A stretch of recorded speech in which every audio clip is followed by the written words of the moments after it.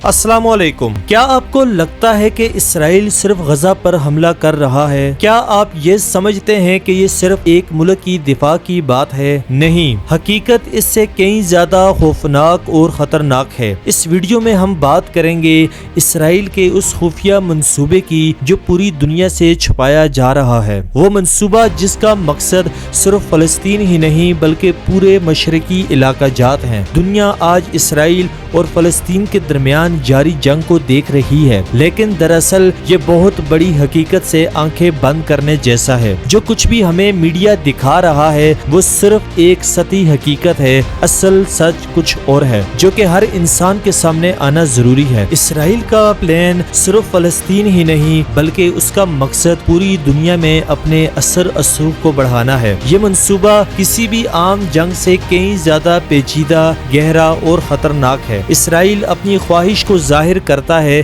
कि वो अपने मुल्क की सरहदों को इतने बड़े पैमाने पर फैलाएगा कि इसराइल की सरहदें दरियाए नील मिस्र के करीब से लेकर दरियाए फरात तक जो इराक में मौजूद है अपनी सरहदों को इतना फैलाएगा। आसान अल्फाज में कहें तो इसका मतलब है कि इसराइल का ख्वाब सिर्फ फलस्तीन तक ही महदूद नहीं रहेगा बल्कि पूरे मशरकी इलाका जात के कई ममालिक को अपनी हदूद में शामिल करना है, जैसे कि फलस्तीन की सरजमीन, अर्दान, लिबनान, शाम, इराक, सऊदी अरब के शुमाली इलाका जात। इस ख्वाब को इसराइल के कदीम मजहबी मसतून से तकबीयत मिलती है, खास तौर पर तौरात और बाइबल से। यहूदी अकीदा रखता है जब इसराइल इन इलाकों पर मुकम्मल कब्जा कर लेगा तो इनका मसीहा जो इनके मुताबिक इनकी निजात का जरिया बनेगा आ जाएगा। इसराइल का ये अमल सिर्फ जंग नहीं बल्कि ये एक नस्ली सफाई की कार्रवाई है। जब हम गजा की सूरत हाल देखते हैं तो ये सिर्फ दफाई जंग नहीं बल्कि एक प्लान्ड ऑपरेशन है। इसराइल का मकसद मजलूम फलस्तीनियों को उनके वतन से निकाल कर वहाँ अपनी बस्तियां आबाद करना है। 2006 से फलस्तीनियों की जिंदगियों को अजीरन बना देना, हॉस्पिटल, स्कूल और अवामी मुकामात पर बमबारी, शहरों की हलाकतें और बेघर करना, पानी, बिजली, खुराक की सप्लाई को बंद कर देना। इसराइल का कई बार ये कहना रहा है कि गजा को जमीन से मटा देना है ताकि वहाँ इसराइल की बस्तियां कायम हो सकें। इसराइल का असल मकसद ये नहीं कि सिर्फ हमास के खिलाफ जंग करे बल्कि फलस्तीनी अवाम को मटा देना है। मस्जिद अक्सा सिर्फ मुसलमानों का मुकद्दस मुकाम है। यहूदियों के अकीदे के मुताबिक टेम्पल माउंट है और वहाँ थर्ड टेम्पल को बनाना भी इनका ख्वाब है। क्या हो रहा है? मस्जिद अक्सा के नीचे खुदाइयाँ हो रही हैं। मुसलमानों को मस्जिद अक्सा में दाखिल होने से रोकने की कोशिश की जा रही है। इसराइल आबादकारों का मस्जिद अक्सा में दाखिला बढ़ा दिया गया है। ये तमाम इक़दामात